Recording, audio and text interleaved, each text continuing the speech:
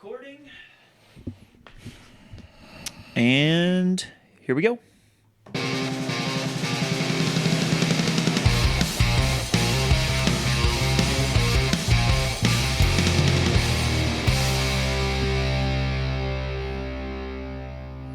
I can buy myself flowers. Fuck you, Rochester. Welcome to the Section 109 podcast, where we did not get to watch hardly any of a men's soccer game for Chattanooga Football Club because Rochester should be in the NPSL. Matthew, good morning. How are you? Well, put it this way. This is going to be our shortest podcast ever. I don't know about that. We might rant for a long time, but I will also start this podcast not completely negative before we go pretty negative. Number one, we won 1-0. Get fucked, Rochester. That's good shit. Yep. Number two, we put out maybe the greatest piece of content put out in 2023 of any kind. If you haven't seen it, go on Twitter. I don't know if it's on Instagram. I saw it on Twitter from somebody that sent it to me. It's unbelievable. It's Marcus. It's Miley Cyrus. It is Chef's Kiss. Shout out to the content team working on a Sunday. We love you. We're here with Pablo Juan, who would be disgusted if he tried to watch the stream that we tried to watch, Matthew. Yeah, so it was bad. So Breezy, I want to, and like for our listeners, and I guess you want to talk about the actual game for like 2 minutes before we murder Rochester and NISA? Yeah, I was just going to explain that we actually did not make a show doc for this, and we usually do. And, we always do. In fact, you asked right before we went on if I wanted to like make a plan for this podcast, and I said no. Let's just do vibes. So well, that's just where we are right now. I will say I do want to talk about the match. In like, I haven't seen this match. I think I saw maybe 20, maybe 30 minutes of it. Or whatever the fuck the stream was in the second half. And shout out to Chattanooga Brewing Company, who like had the stream on, and like everybody's just sitting there, and they're like desperately trying to make it work, and we're sorry, Chattanooga Brewing Company, blaming it on them, like not like outwardly, but like we've been there where they've had technical issues, and it like turns out was not their fault, and we figured that out midway through because everybody pulled it up on their phone. It was also just buffering. Yeah, but like this is supposed to be a professional like outfit that plays in a soccer specific stadium in Rochester. Don't give me some weather bullshit. Don't tell me and if you are using satellite internet or the Elon internet or whatever you're using, then do better. Yeah, so yeah. I'm gonna save all of that for later. Okay, go ahead. So I will make absolutely zero takeaways about this match. There will be no three things at the end. I did not see enough of this match to matter. Same. But also I heard Marcus's goal was quite the banger. Haven't seen it. Yeah, no video on that one. So what I will say is let's go through the lineup. Let's go through a couple substitutions at the end. I will read. I'm glad you know those because I genuinely know none of those things. I will read the description of so fucking frustrating of the play that resulted in Marcus's goal, as told to me by assistant coach Chris Nugent. Hell yeah! So you're literally going to give me the game recap? Yeah, I guess I guess the game that I didn't see. That is how this is going to work. I will say briefly before we get into everything else, I do want to give a shout out to a couple of the guys that were in Rochester who were not affiliated with the team for doing their damnedest to try to get a Twitch stream supporters the ability to see the game. So you're saying from the first half, a couple of their supporters started the Twitch stream. I wouldn't even say it was like their supporters, but it's people that like were fans of the Rhinos that followed Rochester FC of New York last year. Who? That are the MLS Next Pro team. Come on now. Work with me here. And the Jamie Vardy team. And like it's in part, although he was not the one doing it, he was the one I was communicating with. Shout out to Rick Lewis from Rochester. He was the Flower City guy that came down to the match a few weeks ago in Chattanooga. Oh yeah, hell yeah. And like wrote a recap about it for the Valiant 33, I think it was what it's called. They're trying to essentially cover Flower City Union, kind of like fan coverage or whatever. And I think it's really, really cool. So shout out to him for kind of keeping us up to date, like letting us know where the Twitch stream was going to be.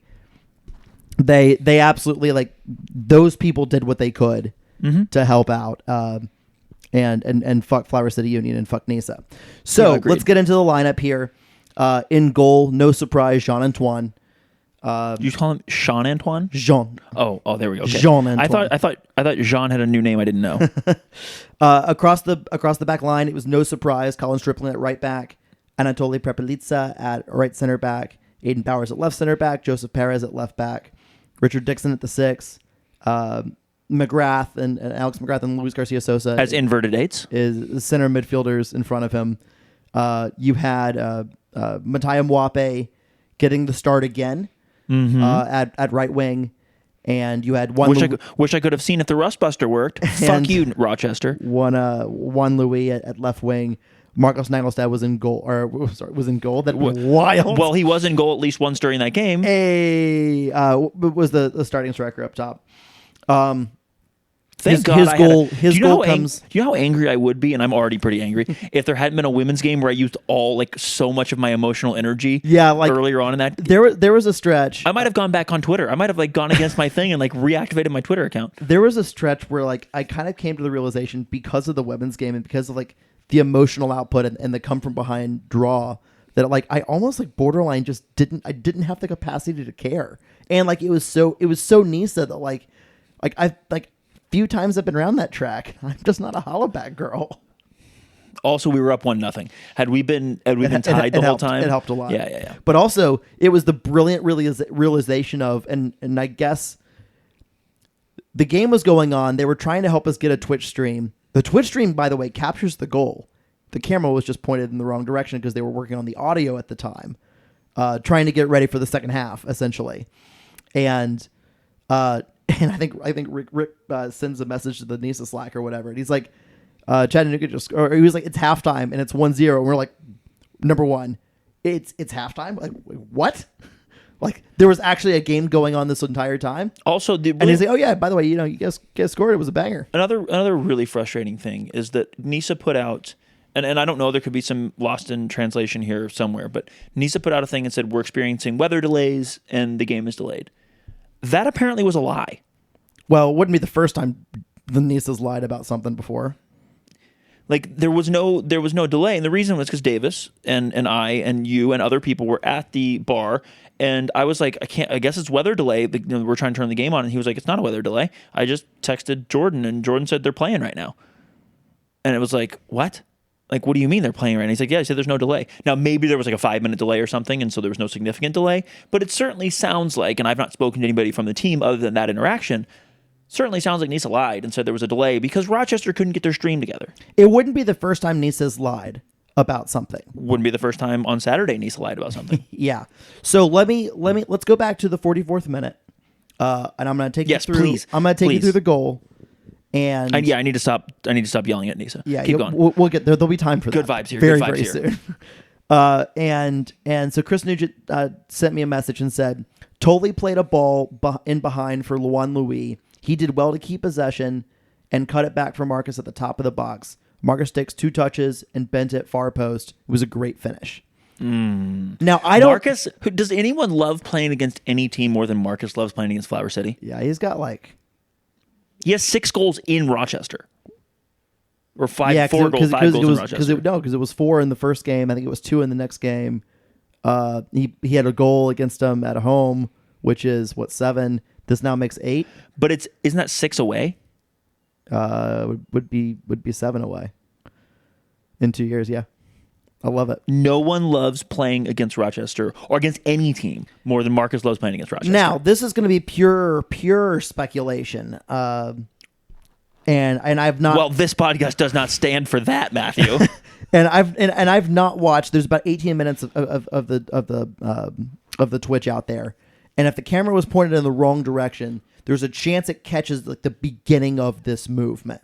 Because I'm gonna guess it might catch Tolley kicking a ball and then it going out of frame. Yeah, I'm gonna guess that I'm guessing it's from right center back over the far left. Tolley playing a ball in behind is probably similar to a lot of what we've seen kind of lately.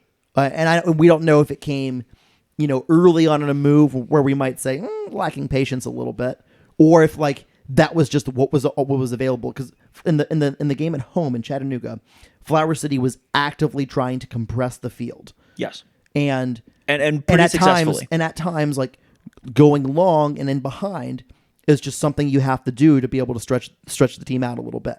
We don't know if that is the case or not, but that's my best guess because it kind of tracks with how we've been playing the last few games.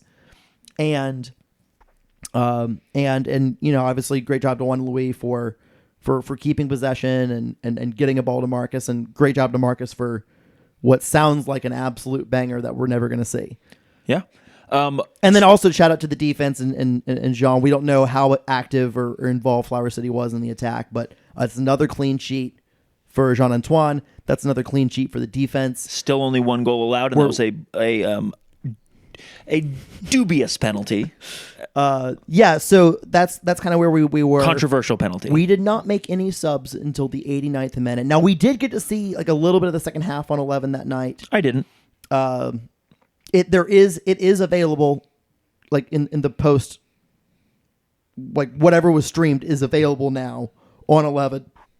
It looks absolutely wretched. Do you think they had a memory card in their camera so that they recorded the whole game, or do you think these dumb fucks were just streaming straight to YouTube? Breezy, not YouTube, sorry, 11. Breezy, this is NISA. There's almost no chance. So we do know I hope whoever designed that stream and did that stream gets food poisoning. We're gonna get there. We're gonna spite them with something later. Food poisoning, not death, just food poisoning. So there are some images and video available from the second half. It looked, frankly, a lot of like us keeping possession, not being incredibly dangerous. There's one free kick sequence that we see where Marcus takes a free kick, puts it on frame. Keeper makes a good save. Oh, I did see that. That's like the 5 minutes of the game I saw. I did see that was from the beginning of the Twitch stream. I did see from the first half that there is in one of the Twitch portions. There's a corner kick that we win the header. It gets headed across. It gets headed into the goal, and it was called back. We don't know if it was called back for a foul. Wouldn't surprise me in this league. We don't know if it was called back for offside. We don't know a lot of things in that moment. And that's about, why is that, Matthew? Because we didn't see the damn game, Breezy. But like that's about all we know at this stage. The report from Rochester when the stream went down at the beginning of stoppage time. It started 30 minutes late. Yeah, when the stream went down around the 90th minute for 7 or 9 minutes of stoppage time, whatever it actually was. The kind of report was that Flower City had, the majority, it was pretty much all Flower City. We subbed on a third central defender, but it just didn't amount to anything. No, we went to a 3-man, maybe, or like a 5-man or something like that. We're not entirely sure. Hard to know if you can't see the game. So we made subs in the 89th minute. We made 2 subs. And who was that? Beto Alvarenga for Luis Garcia Sosa, who took a nasty tackle and received medical attention on the field at one point in time. He was down for several minutes. T's and P's for I hope he's okay, but he still played another maybe 15, 17 minutes or so. Gotcha. And looked okay. I'm not gonna. I don't want to speculate right now. So Beto subbed on for him, and Lenny Lopez subbed on for Marcus also in the 89th minute, and then somewhere in I'm guessing it was before the 93rd minute, the 3rd minute of stoppage time, and I only know this because the game flow lists Sebastian Capizzucci with a yellow card, so I can only imagine what happened. But Sebastian Capizzucci subs on for his first CFC appearance for Matthias Mwape. By the way, we both drank a shot of espresso. You haven't finished yours. I murdered mine. I'm yawning more now.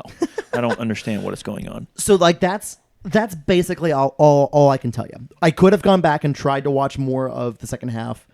I could have at some point tried to watch a Twitch stream that was fairly rough, but also incredibly generous that even tried. Yeah. Thank you to the Rochester fans. The entire city can go fuck itself, but those guys seem like they're nice. Yeah, and so it's just honestly we play a men's game on Wednesday. We also played a women's game that night. Frankly, we're putting this podcast out, a review podcast out, just to get the fuck over with. Because if NISA doesn't want me to see this game, then I'm just not going to see this game, and I basically don't ever want to see another NISA game again.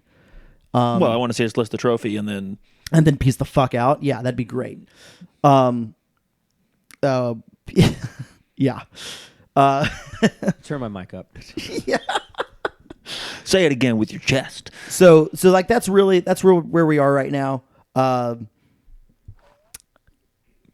Breezy, let me ask you a question. How long have we been in NISA? Too damn long. Okay, that's also true. Since 2020. We entered in 2020, so it's 2020, 2021, 2022. So we are in the middle of our 4th season in NISA. Do you have a like including a very, very weird COVID season. Do you have a feel? Yeah, so like that 2020 is a COVID season, but like it was also like the borderline the best in terms of like production and like quality in terms of like the streaming and shit like that. This is very easy. Number one, they had BN Sports for the bubble or whatever the fuck it was. So that helped because they had real like production. And number two, you had teams that gave a shit. So everyone that gave a shit except for us has left. Yeah. And look, anyone that's still around that does give a shit is unfortunately unable to be good enough for it to matter. Yeah. On or off the field. So, I mean, look, Miami FC is not perfect, but Miami was like kind of had their shit together. They left early. Yeah. Oakland definitely cared. Definitely, like, I'm not saying they were perfect, but again, they gave a shit and they did a pretty decent job. Detroit, we know a lot about them. We competed with them for a while. They definitely give a shit and take their shit seriously. Those three teams have left. The New York Cosmos got so fed up with this league that they're still a part of it. They're still an active part of it, but they're not playing. actually playing. So because the league is a detriment to the brand of the Cosmos. And you could argue whether they should play or like find out a different lower league solution or whatever it is. But for now, they're just a part of this league. But they're not playing. Yeah. And then us. So you had 5 teams, at least in the history of NISA, that and I should not be rude to Cal United. Cal United deserves to be a part of that. They didn't have supporters, but at least they took their shit seriously. Mostly seriously. Seriously enough. Yeah. Reasonably enough. That's 6 teams that like took their shit seriously. There's been other teams that have done like moments of good stuff, but those are your 6 teams. Who's still left playing? I mean, like Savannah's new. For us, we're the only ones left playing. Who gives a fuck about Savannah? Like, call me after they have actual supporters and they have a couple years of whatever. They do seem to care. So does Maryland. Maryland can't stop tripping over their own dicks. My worry with Savannah is they're not going to be given the opportunity to be able to grow into something like worth lasting. 100%. Because like at some point this league holds everybody back. Correct. And I mean, I think that's why Miami's gone. I think that's why Cosmos aren't playing. I think that's why Oakland's gone. I think that's why Detroit's gone. And that's why I want to be gone next. But you can also look, I appreciate that Savannah's trying, and they definitely have their shit together compared to most NISA teams. Did they debut like Appalachian did in the MPSL? No. They didn't debut with thousands of fans. Did they debut like what Knoxville did in League One? No. Savannah did debut with like about 2,000 fans. On one game? Yes. Yeah. Did they debut like Huntsville? No. Like none of these teams. I'm not saying that all those teams are perfect, but no, like Savannah is a lesser level. The bar that we're using to judge. Sorry, Savannah. The bar that we're using to judge and the curve that we're grading on about being like potentially being something good. Like, sorry, it's like fuck NISA. I don't know if you remember, but we talked a lot at the beginning of this podcast about being excited to be in a pro league and iron sharpening iron and getting better. There's no iron sharpening iron here. We have a dead weight of a league pulling us down. I was going to say there's no iron here. It's just anvil. Correct. Like it's anvil tied around our ankles, and we're just trying to like not sink to the bottom. And look, this game on Saturday, I don't want to like throw the baby out with the bathwater. This game on Saturday is a good win. Yeah. Flower City is a decent team. Yep. I still believe that Flower City is going to be. They could be. I'll say top 4. I'll be like safe and say top 4. I've said second. I'll stay with second. Because I'm that guy. We're 4 games in for them though, and they've got no points. Like that's going to be hard to come back from. Good point. Reasonable point. Facts and not facts, vibes, not narrative, right? Vibes right now. I will. What I will say though is that the Saturday was a good reminder, and I think this is probably a good note to end on because we plan to go in like 7 minutes and it's 19 minutes in. this was just a reminder that while we need to win the league this year, we've put together a team that is capable of winning. The reason we don't have to talk too much about this game is because we won 1-0. It doesn't seem like it was really in doubt that we know of. But this is just a reminder that NISA is currently holding us back. The lack of stream and the absolute shit show that it was, like that is the problems that existed are not getting fixed. They're not getting fixed. And so while we need to continue to do the things that we're doing for continuing to progress on the technical side of the ball, or technical side of the club rather, which we are. Rod Underwood is doing a fantastic job. Rod and Chris and Jordan and Juan and everybody else who is working on that together is doing a fantastic job. The next CEO and the board and the front office that is not involved as much in day-to-day or is also involved in day-to-day needs to be working on where's our next home, because it's surely not here. And this is just another reminder. No. Like, I'm going to cut you off right there. There's no surely. It's not here. I wasn't putting any. I'll do it. It's not here. I wasn't putting any. I wasn't putting any doubt in Shirley. I'm saying it's not here. I said it a year ago that it was right after the situation with Valley and well, actually it was before. It was before Valley was confirmed, but it was after I said about what was going on with Valley, and it was right around when Syracuse's ownership, spoiler alert, didn't have any money, and they had to forfeit a game, and all this shit was going on. And I said it then. I was like, we have to get out. Like, it's unacceptable. And there are legitimate reasons why I think we didn't get out immediately. And I think there's some strategic reasons why as well. And we got to do what's best for us. And we got to do what's best with us, which sometimes means taking a risk that like 4 teams aren't going to fucking fold midseason, which is we haven't talked about Detroit Gold Star. Always a risk. Oh yeah, Gold Star. Yeah. Anyway, like, guy just decides to pull out. Okay, well, it's not great, but like, it's not like Maryland. Like, Maryland's one of those teams I really hope succeeds. Like, they're trying to do it right. They've been getting, on nice weather days, they've been getting crowds of 1,000 starting last year. Like, Evan Ramis, the former team president over there, good guy, love hanging out with him. He's gonna miss. He's not coming down for. Matthew, he's not coming down for the game. Matthew, even he bailed. Well, yeah, he got a better opportunity, and good for him. Even he bailed. No, I'm just saying that I'm pissed at him for like scheduling his wedding during a CFC Maryland game. Oh yeah. How dare you, Evan? Like that was the point of that. But like these are people like I want to succeed, and let them go succeed in the PDL or the NPSL or the UPSL. Well, even they have massive financial problems. Like, it's not this with NISA, it's not a blip, and sometimes maybe it seems like it's a blip, but it's not. Like, it's everywhere you turn. Like, this thing is being held together with like masking tape, not even duct tape. Yep. So, yeah. So let's wrap this bad boy up. Basically, fuck John Pruch, fuck Rochester, fuck NISA, and let's go, boys. Way to get a 1-0 win. Can't wait to see that goal. Never. And let's go Wednesday. And look, it's a quick turnaround here. So we go Wednesday again. It's against a team that's an Albion that's like been showing some signs, and that will be very hungry to avenge an absolutely embarrassing performance out there when we absolutely kicked the shit out of them. So let's fucking go and get 3 more points on Wednesday. Let's do it on Wednesday, folks.